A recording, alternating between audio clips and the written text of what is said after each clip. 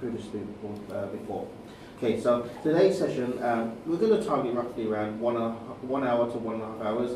And I'm going to go through, different types of communications, what's useful, what kind of ways we can use, or what kind of tools we can use to help us improve our communication, not just internally but also externally. What's appropriate, what kind of tools can help us, how we can use them, and make ourselves more productive and also more efficient in our daily work.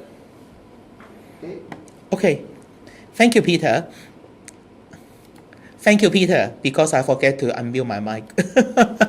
Maybe after Peter's introduction, okay, now I get back the stage again, okay. Because for today's session, we would like to introduce quite a few digital tools to help the colleague in Li and Feng to streamline the communications, okay, and make them have to enhance the efficiency in doing their work to complete their tasks. Okay, maybe let us start now. Yeah. One minute before you start. One thing we forgot to do, because we're sort of doing a new form. Oh wait, I think I have to unmute first. Yeah. Okay, one thing before we start, because we're changing our format from what we used to do. Okay, what we forgot to do is, because we're doing this new format, we have to give us a slight introduction to digital learning team and also to ourselves. Okay. Now, previously you would have thought of us as the learning and development team, but now we're a smaller team, just mainly focusing more on digital learning, how we can provide digital solutions, and also digital learning methods, and also digital materials. Okay, so in the future you're going to see us doing more broadcasting, more online materials, and not just classroom training. We want to make it more interactive, so that's why we're branching out more to digital. So we're part of the digital learning team. Okay, we're separate from the learning development. So previously, when we thought about training, you think about the learning development team. We are separate from them now. They are mainly focused on soft skills and merchandising knowledge and skills. So we are digital learning, so we're digital solutions, digital learning, and we're more focused on productivity and more focused on, task-orientated solutions using digital methods such as apps, applications, or that kind of tools. Okay, so we want to look more at how we can improve your productivity, improve your digital literacy. Digital literacy, a lot of people have a misconception thinking that if you're digital literate, that means you are very good at using apps and using technology, using computers. That's not it. That's just only a part of it. What digital literacy really means now is digital literacy is being more aware of the digital age, what tools, what technology, what functions, what features are out there in the digital community, in the digital area. So, being digital literate, we have to take it more as being not, being masters of technology skills, but more of technology knowledge. Okay, so that's what we are focused on, the digital learning team. Okay, and you'll be seeing a lot more of me and also David, because we will be focusing more on providing, more training now in the sense of broadcasting and blended method, where we will maybe sometimes have classroom training, but we'll also at the same time be broadcasting out and have you guys, overseas, globally, in the other offices, attend the training at the same time. Okay, so we have to first give us an introduction to this. That's all we've got to do. Okay, so now I'm going to pass it back to David. Thank you very much for Peter. Okay, maybe let us start for today's session. Okay, and let's have a look. Okay, what we have today. Okay, basically, okay, for the first part, okay, we would like to introduce, let you know something very important, because in the world, okay, we have so many communication tools. Even though only in Li and Feng, we will have maybe more than 10 different communication tools, which may help us to enhance our communication efficiency. efficiency.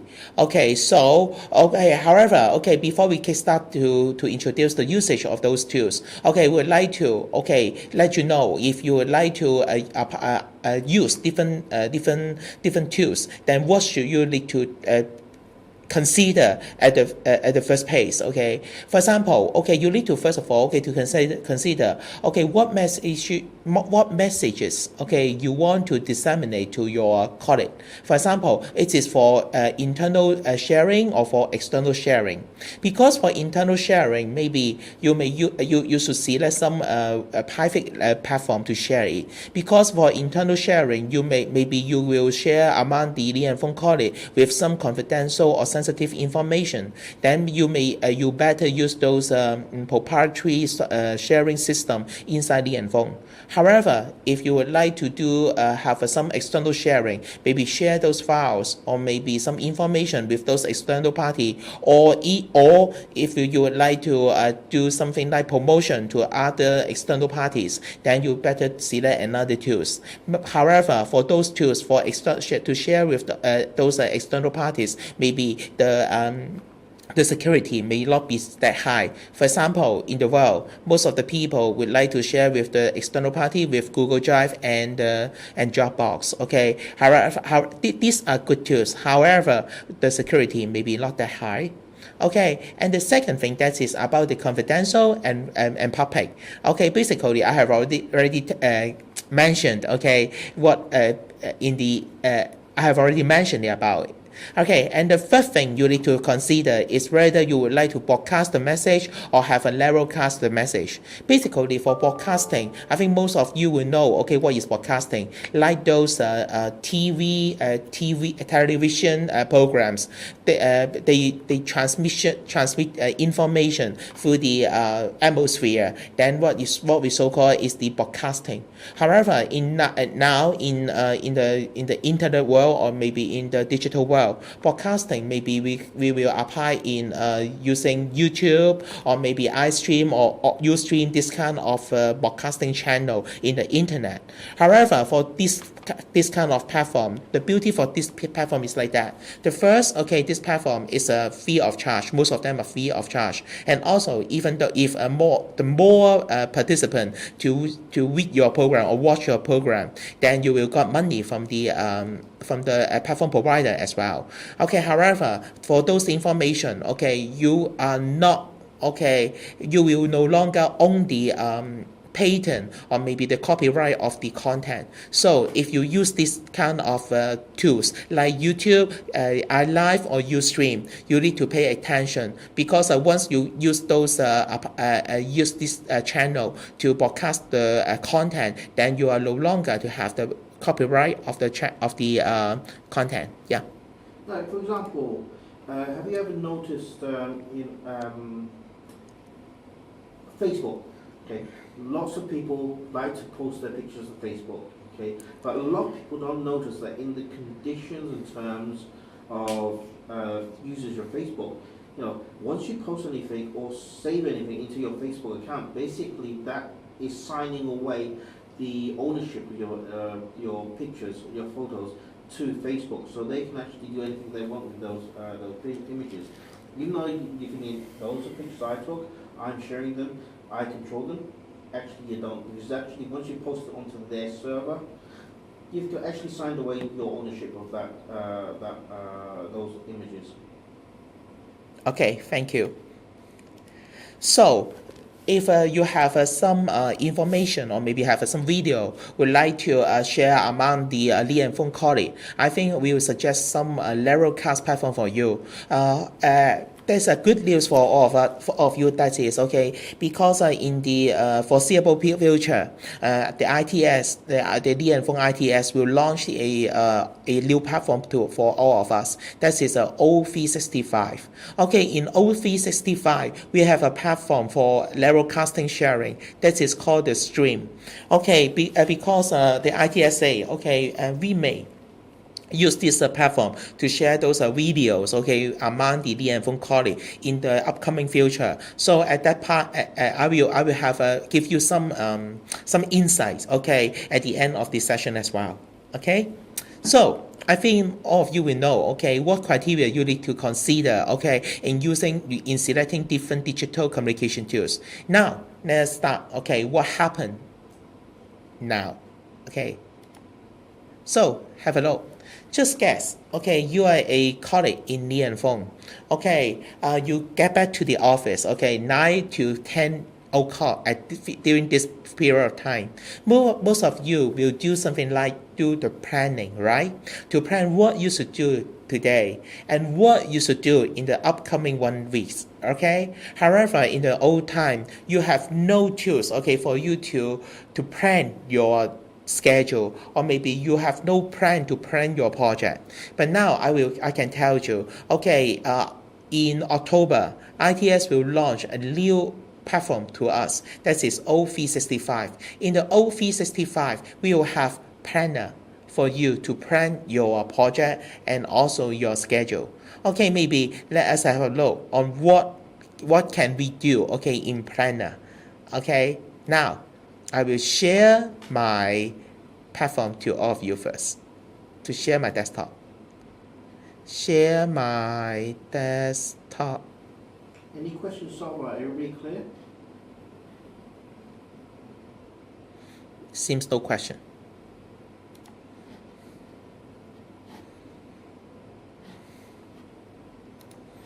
Okay. Okay, let's have a look. Okay. Basically, all clear so far. Okay, thank you, Michael. Peter, can you hear my voice? Yes. Yes, okay, that's great. Okay, first of all, okay, because for O365, okay, this is actually a web platform.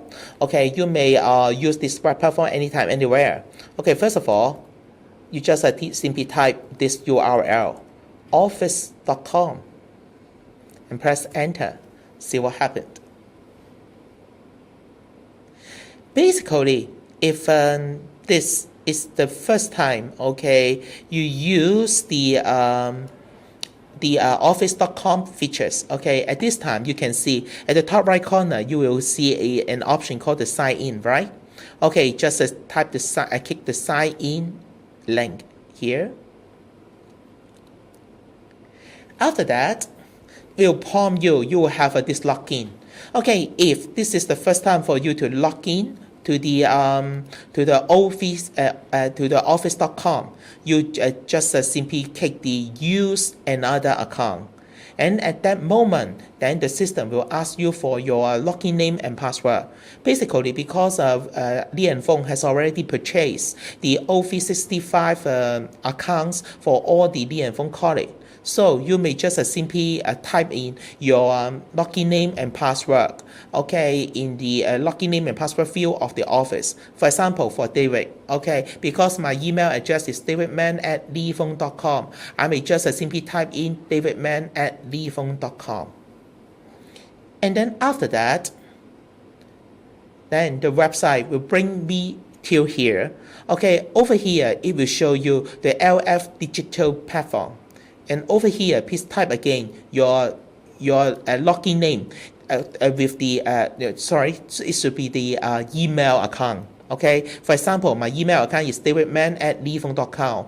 Okay, and over here, just key in your password. The password, what is the password? The password is basically the Windows AD login password. Okay, I just type in my Windows AD password over here. And then after that, and click sign in again. Then you may launch to the office.com account that Li and Feng pay for you. Okay, up to this moment, any questions?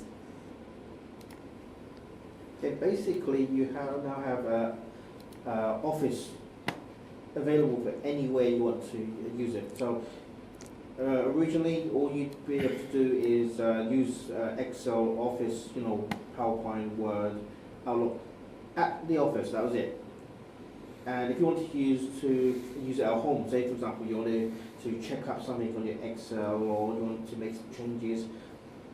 If you didn't have Excel installed at home, then basically you would have to wait till the next day and come into work and then make changes then. But now you have available Office online Well, as long as you save your documents onto the OneDrive as well, so that makes it online as well. But otherwise, you have it available anyway. You can get internet connection and log in to your account. Okay, thank you.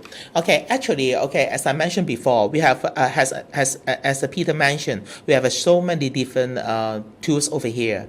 Okay, now we'll first of all to visit these tools. Okay, Planner. Can you see here, Planner? Okay, basically the Planner. Once I click here, then it will open the Planner for me. Basically, Planner is something like a project follow-up tools. What I'm saying it should be like this, and it is also a collaboration tools as well. Because if your team has any project, you can making use of Planner as a communication channel. Okay, let's have a look here. Okay, for example, for me, David, I have already created 1, 2, 3, 4, 5 to get 5 plans over here.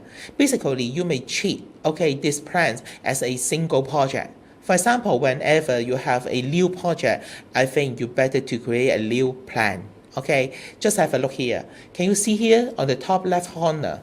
Okay, here you can see something called the new plan. After you click the new plan here, then it will ask you for the name of the plan. For example, here I will say this is the PUP session, data analysis, maybe like this. Okay, and then over here it will ask you whether the project is for public. Anyone in the organization can see it. Okay, what does it mean by public? That means that all the Li and Fung guy can visit the project plan. Okay, however, if you would like to put it as a private, that means that only the member you invite, can visit the project plan. Then you better select this one. Okay, for example, this is actually this project for my team only. Okay, then I will select private. After that, I click create plan. And then what you can see here is the PUP data analysis has already been created. Okay, but it will take some time to create the actual project plan in the server. Okay, now you can see here. Okay, now what you can see here is, because for a plan, maybe we will have different subtasks and tasks, right? So what should we do? Okay, first of all, can you see here? This is the to-do list. If the project is quite simple, you may just making use of this simple to-do list to add the small tasks here, and then you can let people know, what tasks you need to complete in order to complete the project. However, if your project is quite complicated, then I will suggest you to making use another concept, that is the new bucket. Okay, what does it mean? What does it mean? Okay, let me show you. Okay, for example, now I would like to add one more bucket here. Maybe this one is the maybe I just put it as the procedure 1. Okay, and here the to-do list, I will name it as the procedure 2, something like that. Okay, basically, if you got 2 buckets right here, procedure 1 and procedure 2, but what inside the procedure 1 and procedure 2, you still have some subtasks. Then what should you do? Can you see here? Add new task. Then I may key in the task name. Maybe this one is the task 1. And over here, I would like to set the due date. Because I would like to set the due date for this task. Let's say maybe 25th of September. And I would like to assign this task to somebody else. For example, David, and also I will invite another guy called Peter Wong. So, Peter Wong and David has already been assigned to this task. Of course, if you say, wow, a task is not that simple, can I add more details to mention, to describe the task? Yes. Just double click here again. Sorry. Just click here. Double click again. Okay, over here, it will show you what is the task belongs to. It will show you, okay, the task belongs to the procedure 1, and the progress is not start. Maybe you can say, it is already in progress. And when it start? Okay, maybe just say today. Okay? And here, if you would like to give more description, maybe task 1 is for Onedrive. Okay, just type something like here. Then you may give some description to this task as well. Okay? And also, if you would like to have some attachment, for example, maybe have some project documents, then you may also attach to this task as well. For example, I may just simply attach some file over here.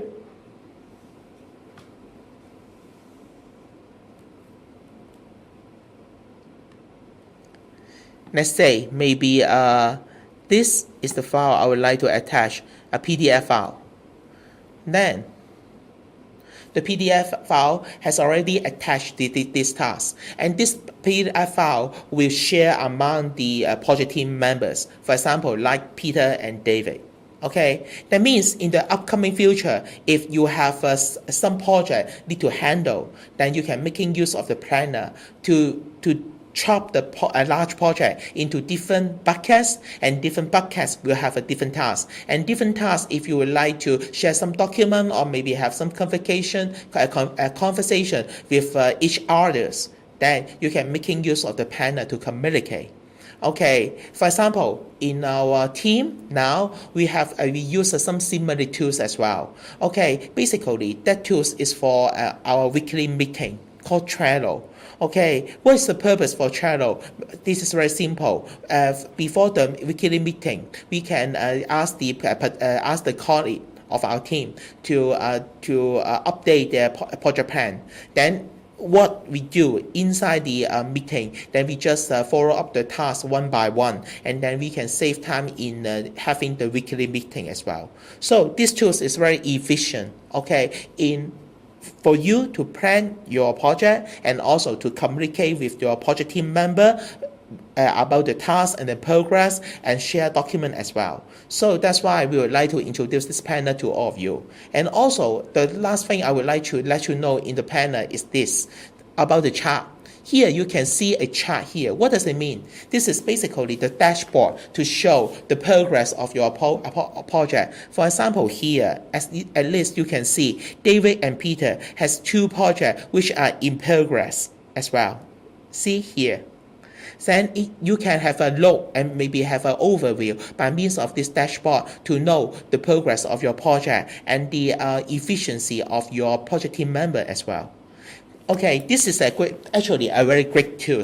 However, if you would like to learn more, I will give you some link. Okay, then you can learn from the video clips, and also you can try the steps and try the functions on your desktop computer as well. Okay, up to this moment, any questions for the tools planner? Any questions? Seems no questions. Or maybe, okay, I don't know what you are talking about, David. Okay, so that I have no question. Any questions? If no question, then I will continue. No. Thank you, Marco. Okay, what next? Because Marco have typed something in the chat room. Okay.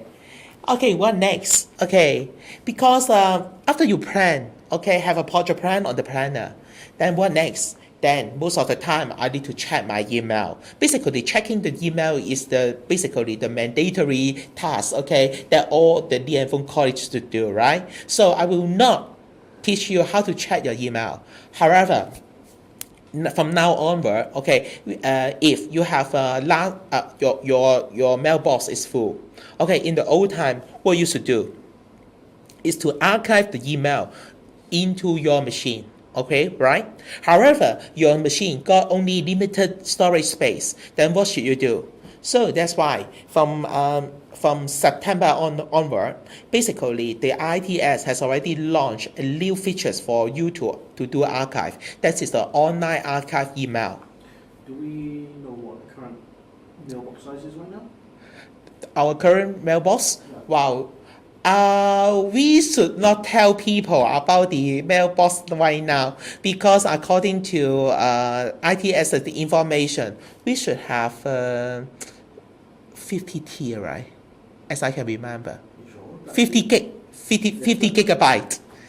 Because this is what what the ITS told us. 50 gig, yes, correct. Okay.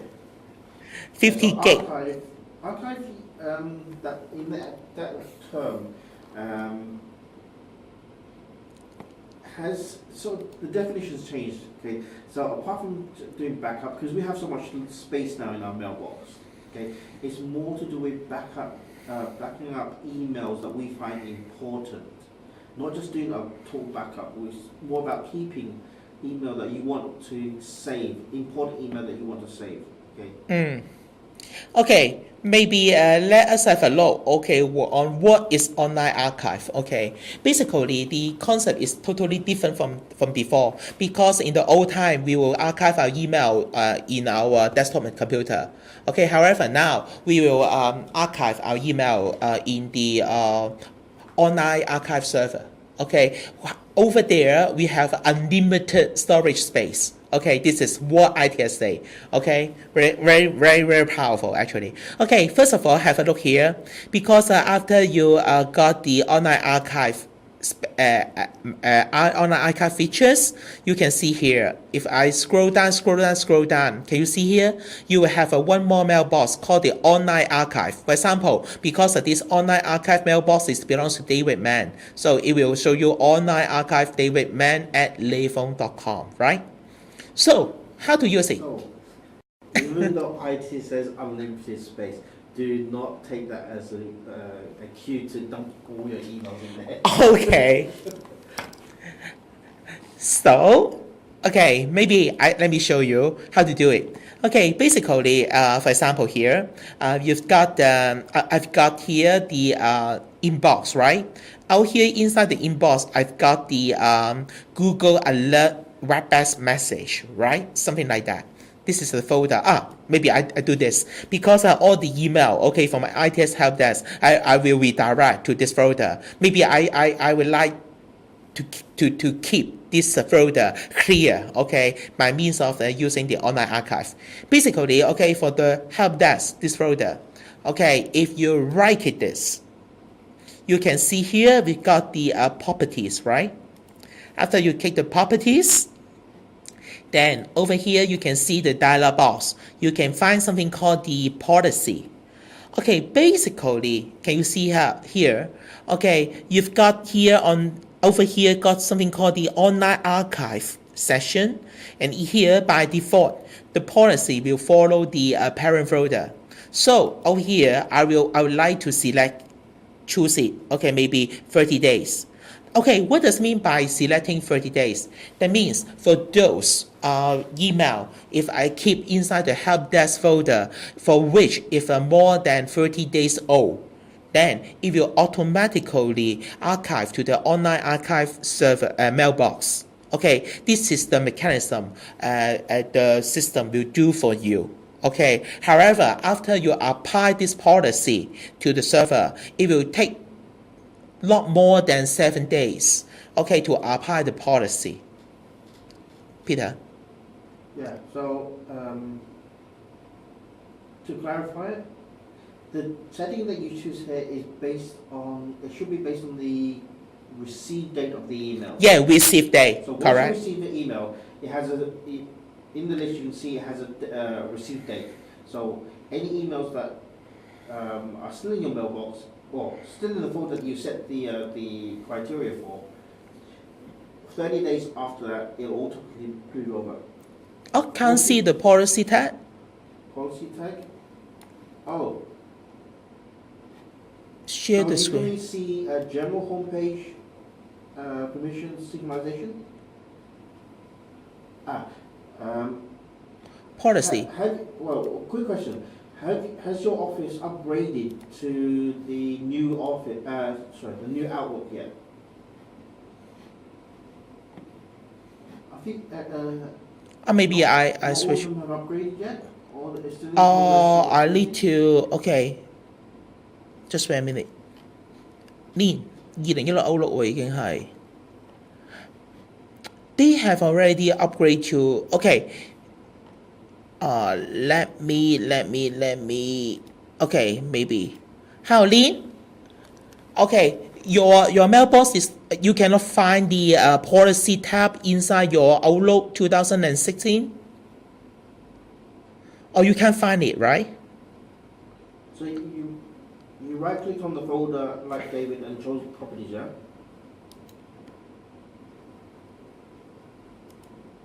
Yes. However, you can't see the policy tab, right?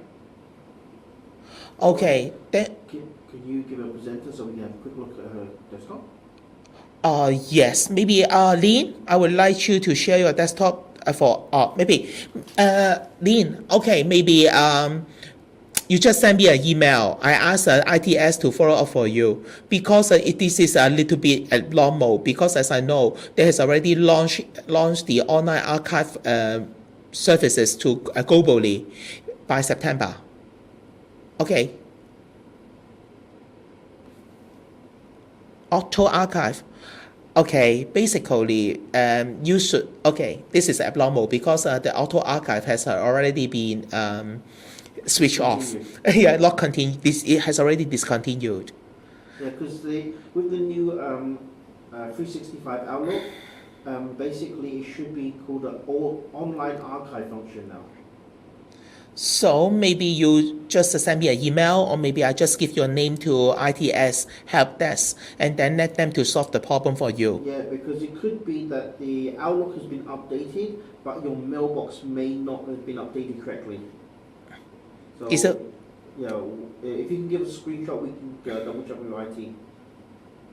Could you please send me the screenshot to my email to my mailbox, Lin?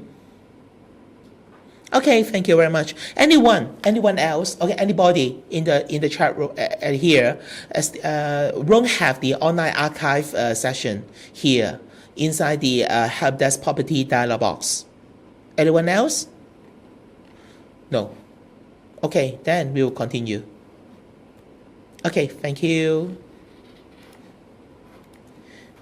I think it is a very good lesson for us as well because according to the information on ITS, they say, oh, we have already got the 100% launch to globally, okay, for this function. However, we still find somebody else who have these features. Actually, well, okay, then the policy has already been set, okay, so that. Okay, after the system, okay, fine, those email which is older than 30 days, then it will automatically archive to the online archive mailbox, okay, by the system.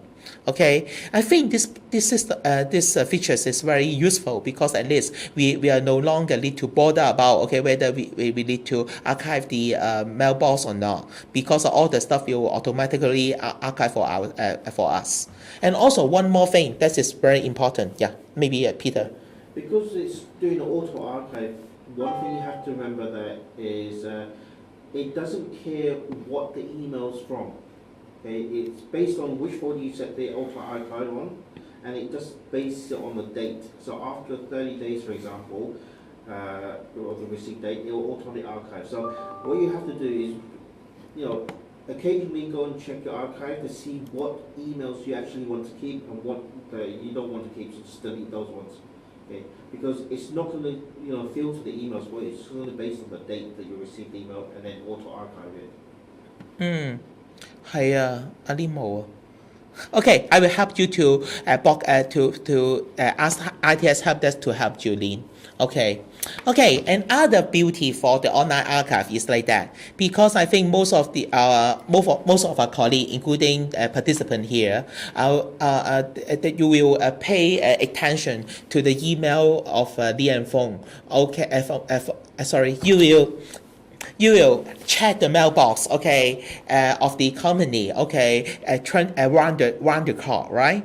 If you would like to check the email at home, then you will go for what? Go for here, the mail section inside the old 365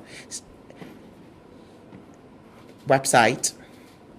Basically, this is actually the same as that of the OWA. Basically, you check here as the latest version of OWA. Okay, after the migration for the online archive, okay, in the old time, after you archive those email to your desktop computer, you can check those archived email on your desktop computer only. However, if you use the online archive, let's have a look here. See, this is my over, and then out here you can see, okay, besides the folders here, after I click more, then can you see here, besides I've got the mailbox of David Mann. Over here, I can also check the in-place archive David Mann. What does it mean? This is basically those online archived mailbox. That means if you would like to check those archived email on the over, you may just simply click this folder. Then you can check those archived email on the over as well. So that's why ITS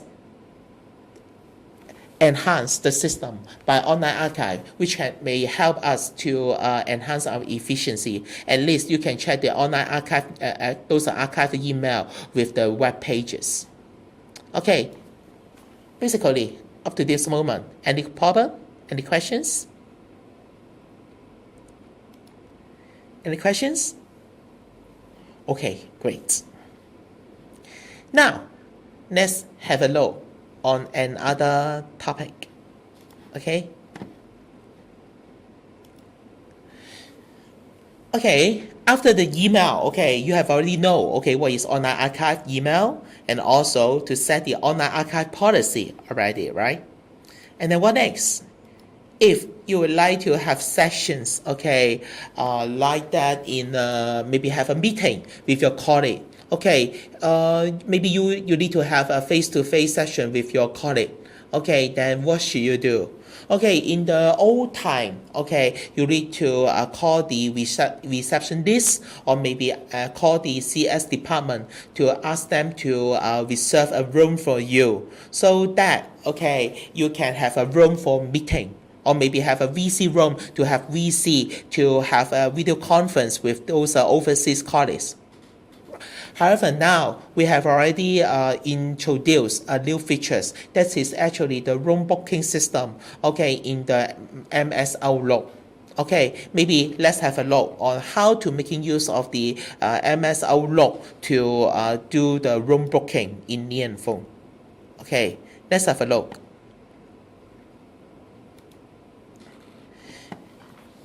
Okay, basically in Outlook, okay, over here we've got something called the calendar, right? Basically in the calendar, wow, a little bit slow, okay, for my machine. Maybe it is because my machine is only an i3 CPU computer.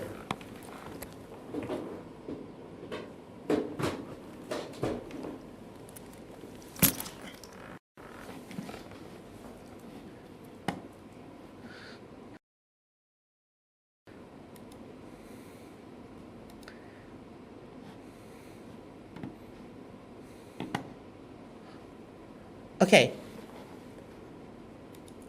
just have a look here. Okay, basically, okay, after you switch on right here in the Outlook, okay, you can see all the your schedule and also those and meeting, okay, with your colleague or maybe with your customer over here. Okay, now I just click the monthly here. And then over here, we will have a look on the monthly schedule, okay, for David as well. Okay, basically, if you say, well, David, if you would like to book a room, okay, to have meeting with your colleague, okay, maybe let's say on the 11th of October, okay, I would like to book a room to have a meeting with my colleague. Then what should I do? Very simple. I just go here, 11th of October, and then over here, just a double click. Maybe I just type here meeting. After that, double click. Then it will prompt me, okay, to have this box. Okay, in the old time, okay, I would like to, okay, reserve a time slot over here is the 11th of September, and over here it will say, okay, all-day event. However, I won't have a all-day meeting, okay, with my colleague. I would like to book a room, okay, from 10 o'clock to maybe 11:30. Then, how to book the room, okay, for the meeting? Very simple. Over here, just simply click the schedule assistant. Okay, click the schedule assistant. Then the Outlook will prompt you to have this session, this layout. Okay, if I would like to first of all invite a colleague, okay, to my meeting, maybe I would like to invite Peter Wong, okay, to the meeting. I just type Peter Wong over here. Then it will show me, okay, the availability of Peter Wong as well over here. And also, if you would like to book also the room, okay, for the meeting, I may just simply click this button, Add Rooms. After I click the Add Rooms here, then it will show you, okay, all the rooms available in Li and Feng globally. For example, I would like to check those room availability for Hong Kong. Then what should I do? I just type HKG. And then it will show me all the available rooms, okay, in Li and Feng, okay, for me to do booking. For example, if here I would like to book maybe let's say this room and this room, something like that. I just select these two rooms. Then I just click the room button. Then it will add this two rooms into my list. And then click the OK button. And then over here, it will show the availability for this two rooms. If no booking over here, as you can see here, the blue in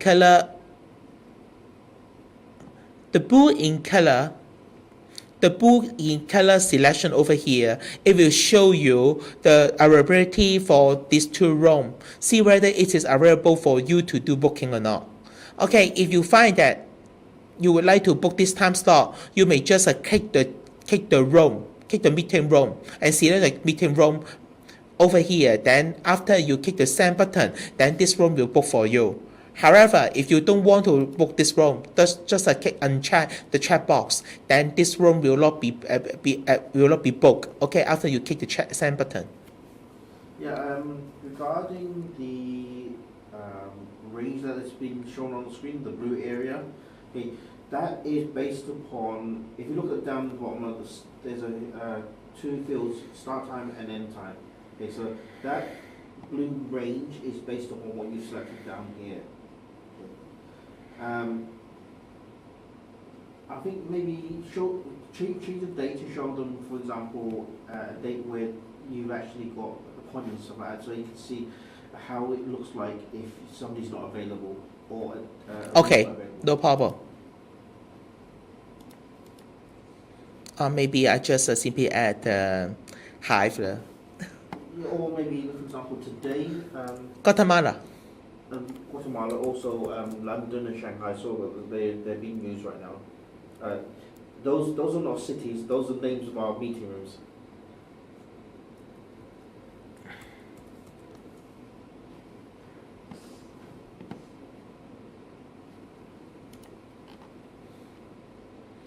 Spinners, maybe OSG spinners are here.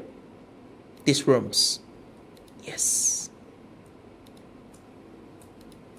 Okay.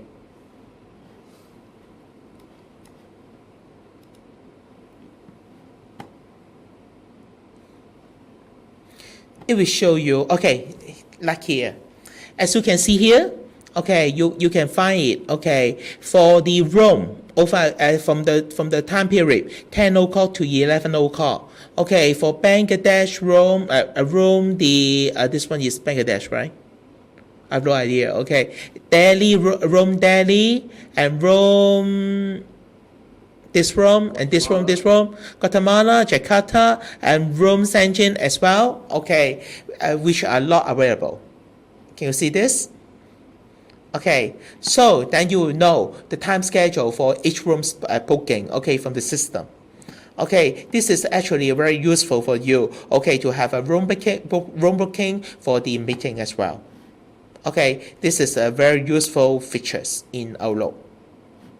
Okay, I don't want to bother our CS department, so I just unselect it. Okay, this is the first thing I would like to tell you. That is, before the meeting, you can schedule a meeting and also have a room booking in the phone office. Okay, this is point number 1. And point number 2, I would like you to know about is that because most of the meeting we need to work together, okay, to prepare a PowerPoint presentation, right? So that's why if you would like to work together with your colleague, okay, on the PowerPoint before the presentation, then what should you do? Basically, okay, go back to the office here. Can you see here? We've got the online version of Word, Excel, PowerPoint, so far, so these features. Okay, what's the use? Basically, what's the use of the online version? Because most of the time, some people will think about it. If I go to the Starbucks, okay, or maybe Pacific Coffee, or maybe other coffee shop, okay, in the world, and most of them will provide some computer for us, then we can making use of those computer to use this application to modify our document like Word, PowerPoint, or Excel. However, this is only part of it. Okay, the beauty for using the web version is that you can have a co-authoring, okay, with this platform. For example, if I would like to formulate a PowerPoint, I just type PowerPoint here. And then after I click PowerPoint, then it will load the PowerPoint online version for me. Okay, just have a look here. Basically, if you got the account, then you can create your PowerPoint presentation. And also, you can upload your PowerPoint on your desktop to this platform to continue to have a co-authoring as well. Now, I just open a blank slide PowerPoint presentation file first. Over here, you can see the PowerPoint online. Now, I can making use of those PowerPoint app version to prepare a PowerPoint. However, if I say, I would like to invite Peter to join this session as well, so that we can have a co-authoring, okay, to create a new PowerPoint for the upcoming meeting. So what should I do? Can you see here? We've got something called the share button. Basically, for the share button, it's like that. If I would like to share this session with Peter, okay, I just click the share button, and then it will load a dialog box like this. Okay, so it will show you, okay, only the people you specify will have access to edit. Okay, I just click here, see what next. Okay, all people in the phone or people with existing access or the specific people. And also you need to make sure whether the link you share to that people, okay, whether he or she can do editing on this file or not. Okay, so here, because I would like to invite Peter to have co-authoring on this file, so I click editing and specific people as well. After I click apply, and then over here, I will type in Peter Wong's email address. And then after it shows his face, I just click here. And now I just click the same button. Then Peter will receive an email from my account, and then he may just simply click the link and go to have a co-authoring on this PowerPoint presentation. Of course, if you would like to share this PowerPoint co-authoring right to other people, you may also just simply copy this link and send it to other parties. Maybe you may send it via the WhatsApp or WeChat. Then the receiver may access your PowerPoint slide in the web page, and then have co-authoring work with you. Okay, this is the co-authoring features in PowerPoint. Okay, of course, if you say, how about if I would like to share this PowerPoint, okay, to let people to have a look. Okay, maybe after I create this PowerPoint, I would like to send the link to the participant of the meeting to show them the PowerPoint. Then what should I do? Then this is another story. Basically, the mechanism is more or less the same. You may also click the share again. However, if you would like people to have a look, okay, on the PowerPoint only, not have the editor right, then you need to do something like here. That is to uncheck the allow editing options and then click apply. And then after that, you may type he or she's email address over here. And also, if you like to send the link via other platform like WeChat or WhatsApp, then you may again to ask the system to generate another link, okay, and copy this link to the WhatsApp or WeChat. Then he or she may use this link to have a look on the PowerPoint presentation that you share on the web platform. Basically, this is the beauty for the web version. Up to this moment, any questions? Yeah. Okay. If no questions, then we may continue our sessions. Okay?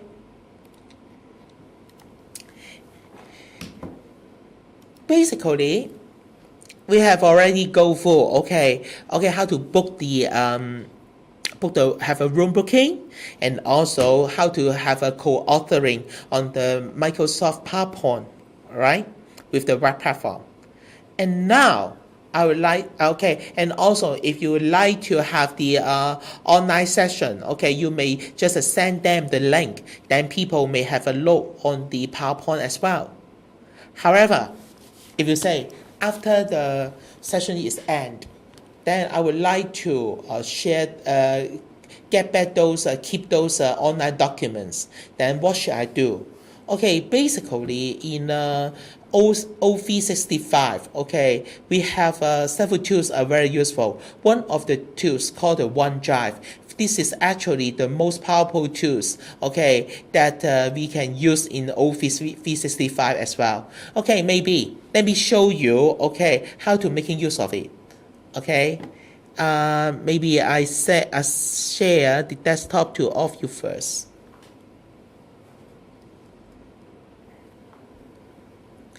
Okay, let's have a look here. First thing is that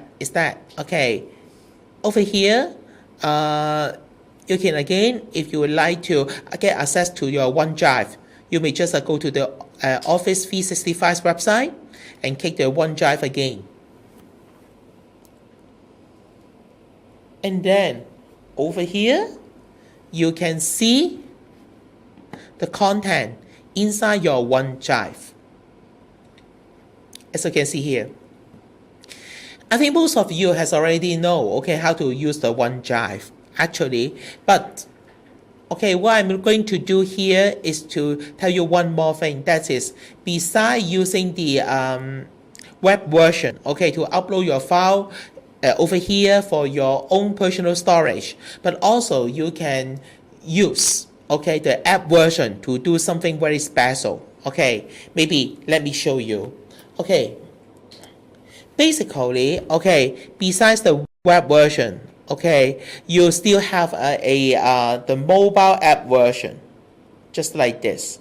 Maybe you may just use your to enlarge the webcam to have a look on my iPhone. Let me show you. Just have a look here. I just I try to use my webcam okay, to show you how to work with the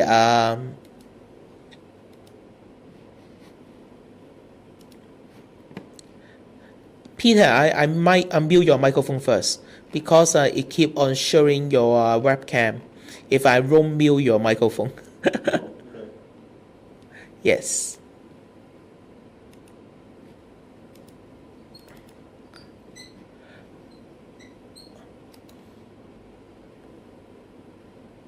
Expand active speaker view. Active speaker saying.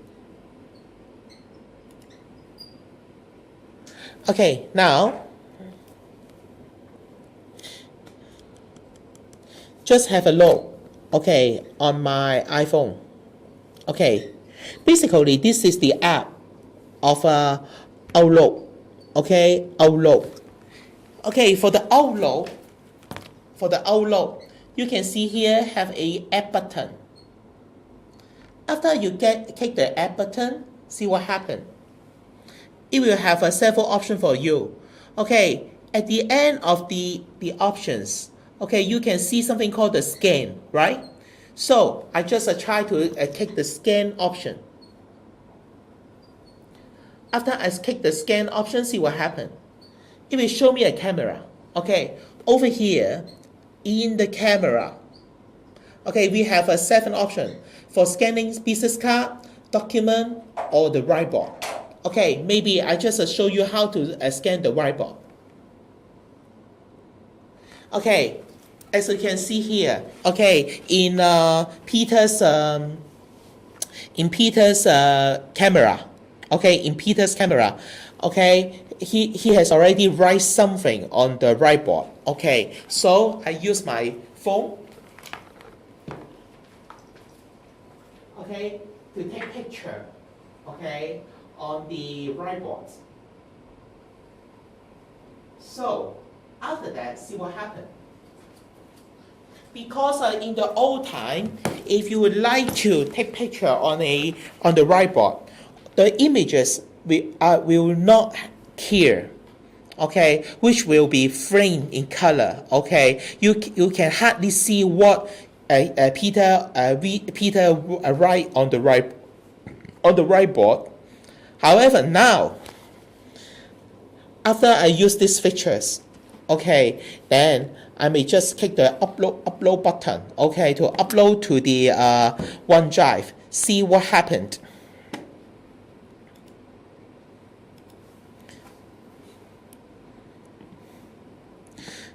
Just have a look here. Because I have already uploaded the images, okay, Peter just jot down on the whiteboard. Basically, okay, all these images, okay, will be kept inside the 賴嘢，我揀咗自己嗰個添。Sorry, I need to take a cap again. Sorry. Yeah. I take a cap again. Yes. To scan the whiteboard again. 邊度可以講啲嘢先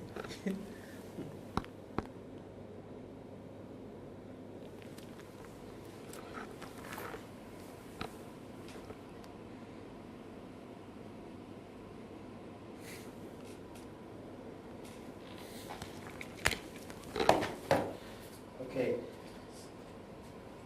Just wait a little bit for David to retake the picture. Because actually, he accidentally saved it to his own OneDrive, not the company one. Okay, he should have done it correctly this time.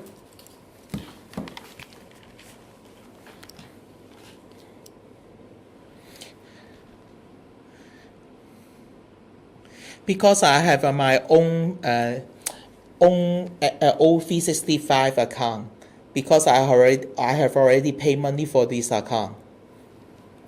However, after I paid money to Microsoft, and then the company announced, okay, we will use these features. That's why now you can use these features, okay, without paying any money if you are a lead and phone call it. Actually, well, I have already upload the picture, okay, here already. So let me show you, okay, what happened. Okay, because I have already scanned it, and then it will show inside the here we've got something called the scan here. Can you see this? These features, okay? Because today is the on the 20th. Okay, maybe I need to refresh again. Because with the scan function in Outlook, after I scan it and save it, see what happened. I have one more here. Can you see a PDF file? I just simply click this PDF file. See what happened.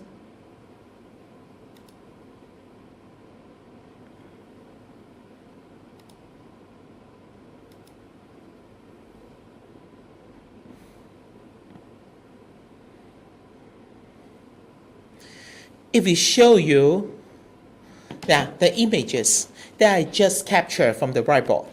So that means, okay, after the meeting session, if you would like to capture all the information written on the whiteboard and then keep it by yourself inside the OneDrive, you can making use of the scan functions in OneDrive app.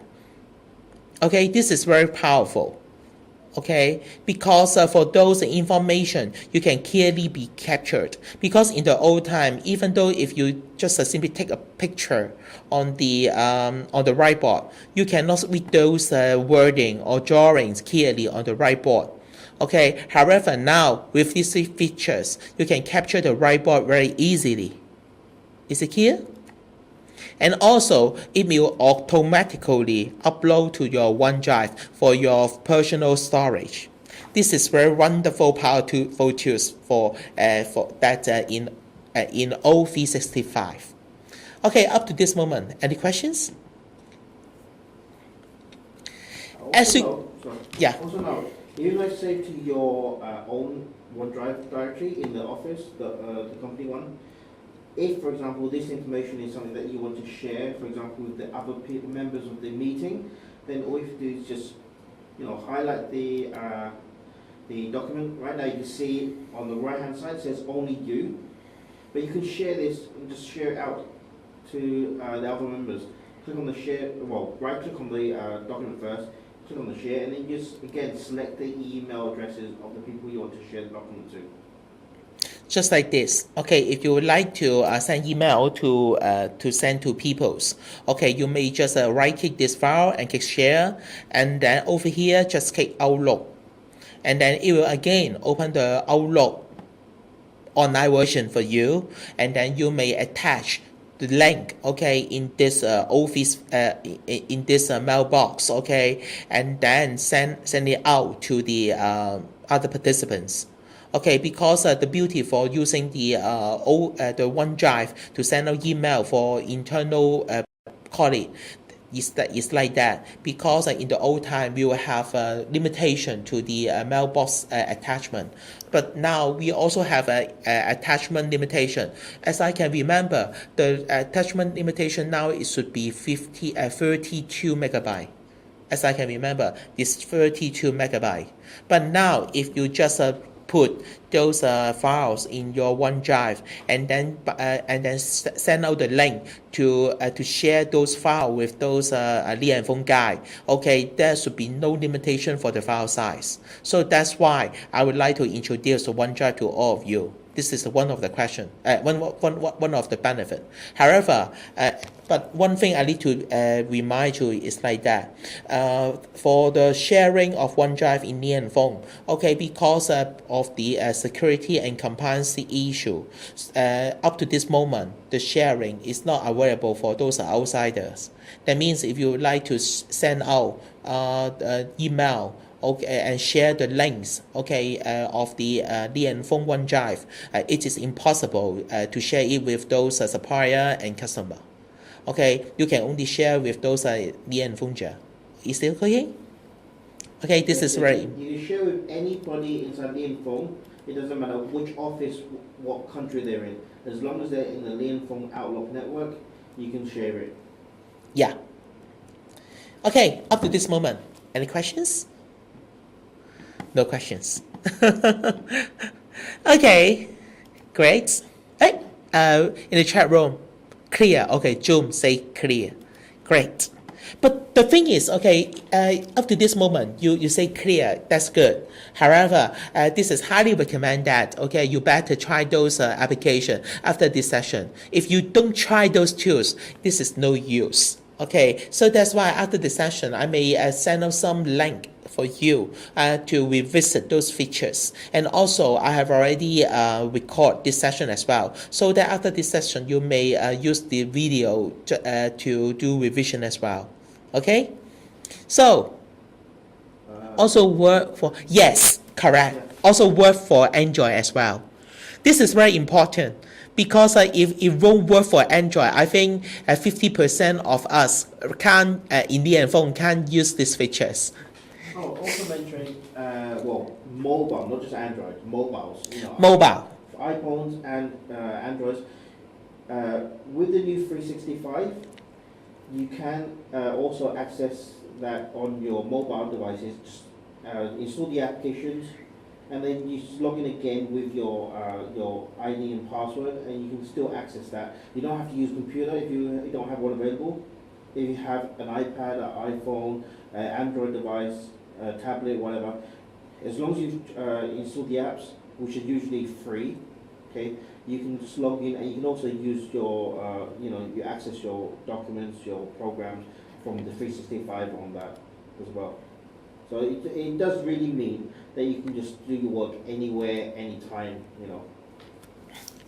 I think Lean is very interested in these features. Yeah.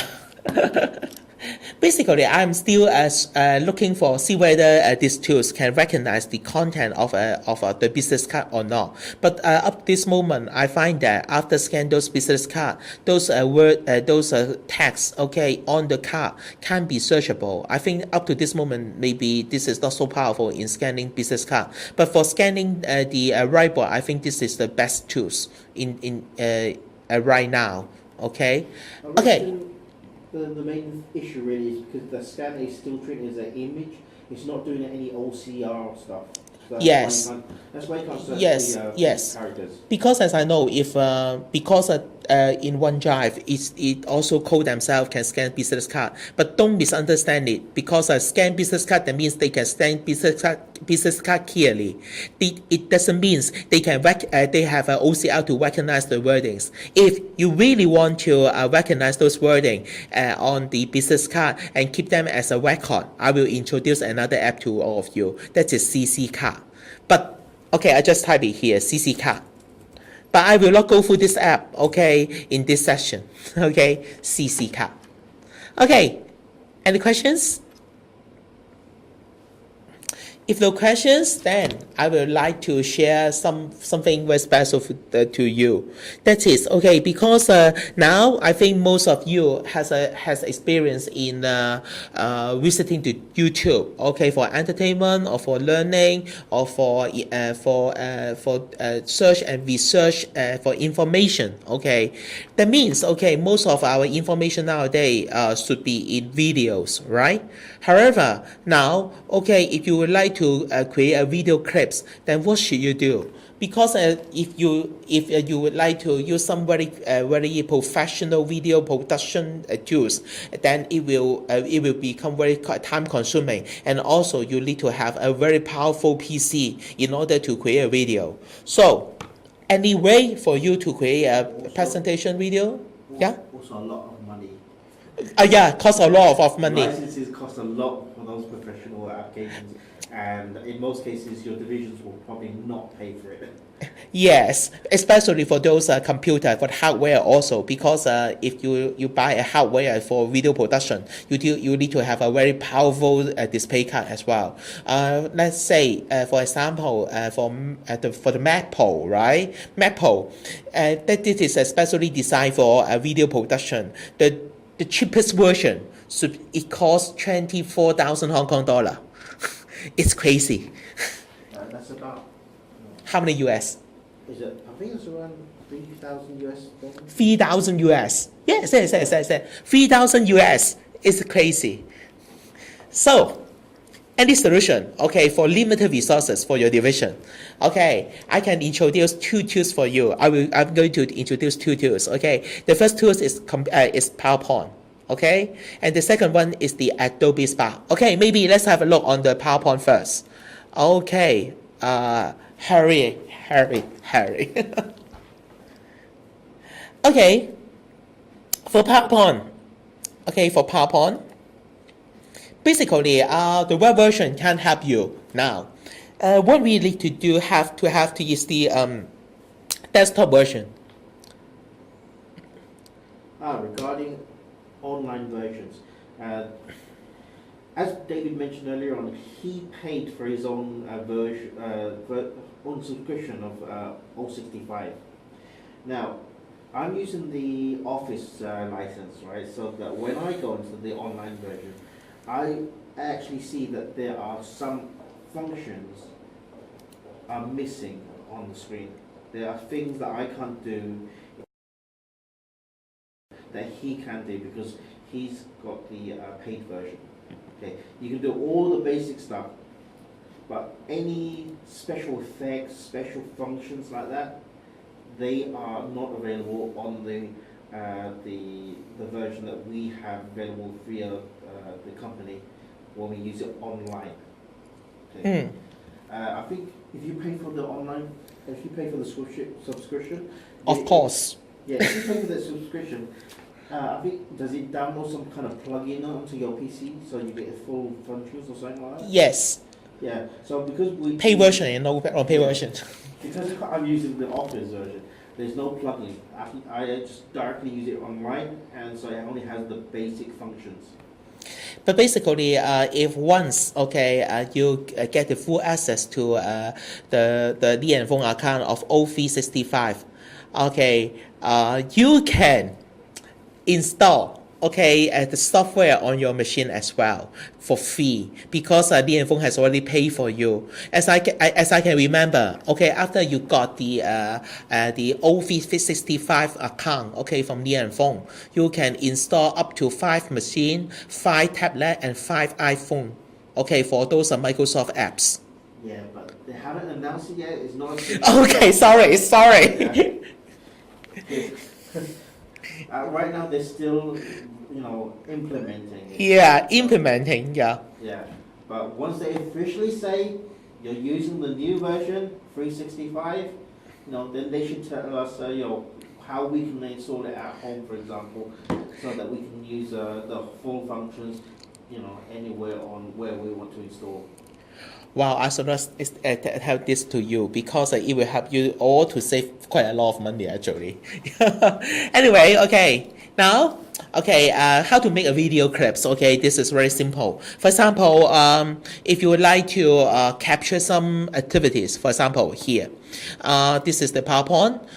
Maybe you have some old PowerPoint as well over here. What is the differences between videos and a PowerPoint presentation? The one major differences is like that. For PowerPoint slides, you can have look on the PowerPoint slide only.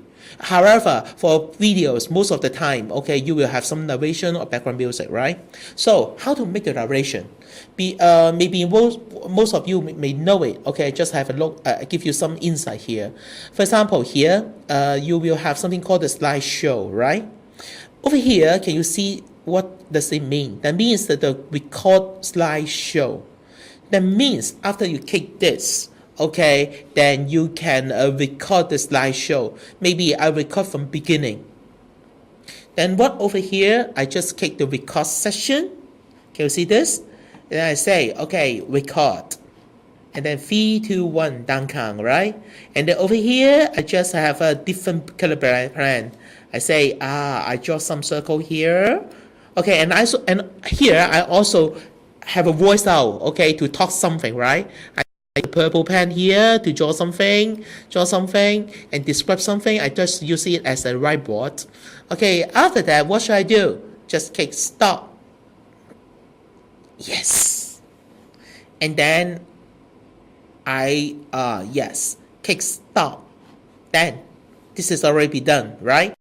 And I click this function, next. This is at the end of the slideshow already, and click to exit. Then this is the end of my slideshow. Okay, so what happened if I play from beginning? I just have a different color plan. I say it will replay all the content, okay, that I just talk and draw on this slide. However, this file, if you save right now, it will save it in PowerPoint format. However, if you would like to save this video, okay, in maybe other video format, then what should you do? The method is very simple. Go to the file here, and then you will find something called the Save As. And over here in Save As, you can select something called the here. You will have some options, so many options. WMV option, PPS option. However, I don't want you to save here. Maybe I just use another option similar. That's it. Export. And here I select the create a video. Over here, it will ask you for, okay, what is the quality of the presentation quality? Okay, maybe I just adjust to the highest. Okay, of course, the highest quality, it will consume quite a lot of memory space as well. Okay, you must be aware about. Okay, use the recorded timing and narration, because what I just did is to give some narration and motion as well. So I use the recorded timing and narration as well. Okay, after that, click this button, create video. And then after that, it will show you the dialog box and ask you, okay, where you would like to save the video clip. Can you see here? This is wonderful, because the default setting is to save it as the MP4 format. As you know, MP4 format is the hottest video format in the world nowadays. Even though if you are using the Android phone or iPhone, they all use this standard. That means you can easily share among those iPhone and Android phone users as well. I just simply save it. Then you have already created an MP4 format video. This function was really useful for, okay, basically, is, say for example you have some announcements or presentations, or maybe some, seminar kind of sections that you want to provide, not just to local, maybe you have several different offices that you can't really spend time to go to all of them, but you have to provide this presentation to all of them. Maybe you just present it to one of them, and while you're doing the presentation, you turn on the record slideshow and just record everything that happens, or everything that you say during that presentation, and once you've done it, you save it. And then what you do then is, instead of having to physically go to each of the other offices, repeat the same presentation again, just send the video file. And then they can locally maybe give that to every single person to watch, on their own PCs, or maybe they can collect them all together in the same room and then just play it all for all the users at one time to watch. So you don't have to physically repeat it every single time. So that's what it's useful for. So that's another way of communicating. This easier way of communicating that you don't have to spend your physical time to repeat all the time, so it's more efficient. Yes. So that's why this is the new trend of the world. Okay, because in the old time we will use the PowerPoint presentation to present our idea, and now you should know how to making use of the tools to prepare some video clips to present your idea. And one more thing I need to let you know is, okay, for preparing those video clips, okay, we have a golden rule. That is, if you would like to teach somebody else, okay, on some professional knowledge, I would suggest you not to make the video clips longer than 5 minutes. Okay, yeah, Peter. Yeah, the reason why we recommend 5 minutes is it's easy to digest, because if, for example, you're watching a movie, those are usually 1.5 hours, 2 hours long. Those have topics and that you're interested in, has constant dialogue or constant action. You don't fall asleep unless you're really tired, but you know, if for example you're sitting there listening to somebody in a seminar for 2 hours, most people, you can deny it, but in most places everybody's had a situation where they want to listen, but they start to fall asleep or they start to focus on something else because they get bored. So that's why you want to keep, if you have anything you want to convey, try to keep it shorter. Keep it interesting or keep it short. Okay, interesting as in if you're interacting with the audience a lot of the time, then because you're actually putting them into the presentation, you get them to interact with you. They're not going to get bored or lose focus because you're directly getting them to reply to you. But if, for example, if it's like a seminar where it's only one way, just you talking, or if it's a topic that you have to convey to them, if you can break it up into small pieces, they don't have to worry about losing focus because it's really quick. 5 minutes is roughly the optimal time for any piece of any piece of data transfer or knowledge transfer. Yeah, information overload. That is okay. Actually, well, because we have maybe we have a go for. Okay, this is actually to prepare video clips. I think the recent PowerPoint presentation slide is very good already. Because I have already prepared another tools we'd like to introduce to you. However, we have a low time to introduce such a quick tools. I just let you know. Okay, this is the Adobe Spark, but this session I will continue to teach you more about the Adobe Spark. I would like to introduce another function to all of you as well. Okay, also in PowerPoint, I think this is a very quite good features as well, because in the old time, if you would like to have some maybe some demonstration, okay, some application demonstration on the computer, this is a hard times for you because you need to buy another software to capture. Okay, and capture steps step by step, okay, for you. However, now for MS PowerPoint, they also have these features already. Okay, let me show you here. As you can see here in PowerPoint, okay, in insert, can you see insert on the left hand side of the PowerPoint? Can you see there's a option called the screen recording? Yeah. I might need to slow down a little bit because I can hear the audio breaking up. Oh, slightly breakout. I don't hear it. Maybe the internet is overload, right? Maybe. Okay, maybe I speak slower. Okay, as you can see here in the PowerPoint, can you see screen recording button over here, right? This is wonderful. Why I say so? Screen recording.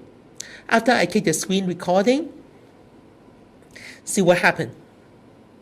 It may take some time because now I have more than one screen capturing tools opened on my machine. Yeah, because the first one is the WebEx and the second one is the wow, maybe my machine is hanged. No, it's okay now. Okay, now can you see here? Basically, this is the screen recorder. Okay, screen recorder. It can also, as you can see here, this is the box. Okay, for the screen recorder, you will have the record button, stop button, and the select area button, and also it can record the option, the motion of your pointer, and also the audio that the narration from you as well. Okay, maybe let's have a look here. I just highlight the machine to record this area. After I select this area, then I click the record button. Then it will have a down count for me. Down count, right? And now, if I would like to show people some demonstration on Planner, I may just simply click here and show them the planner. And here I just type some comment, thank you, something like that, and send. Okay, this kind of information has already been recorded. And then again, I point here. It will show me, okay, the control buttons. If I say stop, then the recording will stop here. See what happened?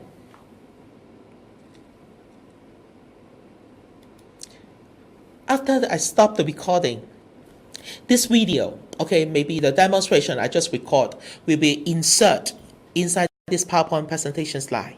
See how wonderful it is.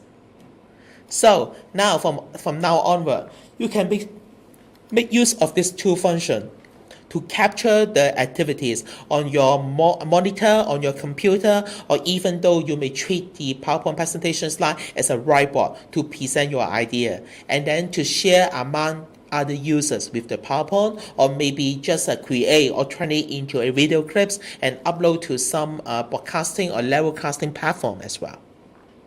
Okay, up to this moment, any questions?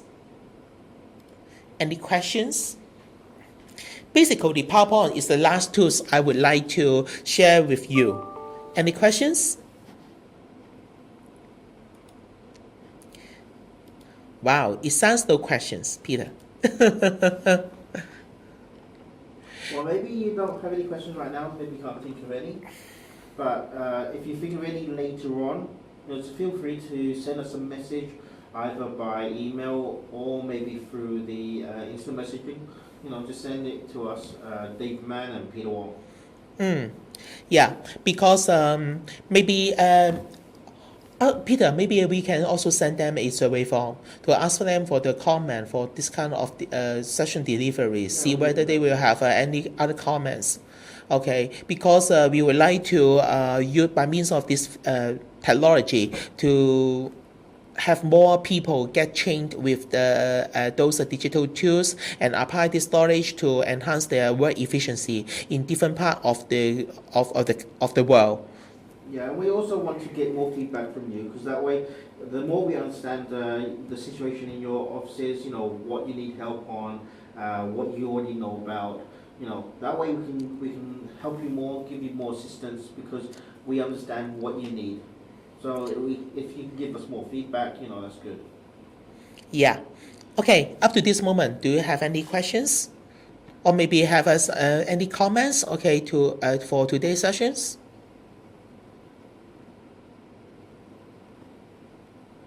It sounds no. Actually, well, for today's session, we have already recorded the whole session in video clips already. Basically, after the session, maybe by tomorrow's morning, I will convert those video clips and then post it on the My Career platform or on the YouTube channel, so that you can have a look on the video clips and do revision. Okay? If no more question, then thank you, June. I can see your message. Okay, maybe no more questions. Then we'll end our session here. Okay. Okay, maybe see you next time. Bye all. Thank you. Thank you. Bye. Thank you for coming by. Thank you.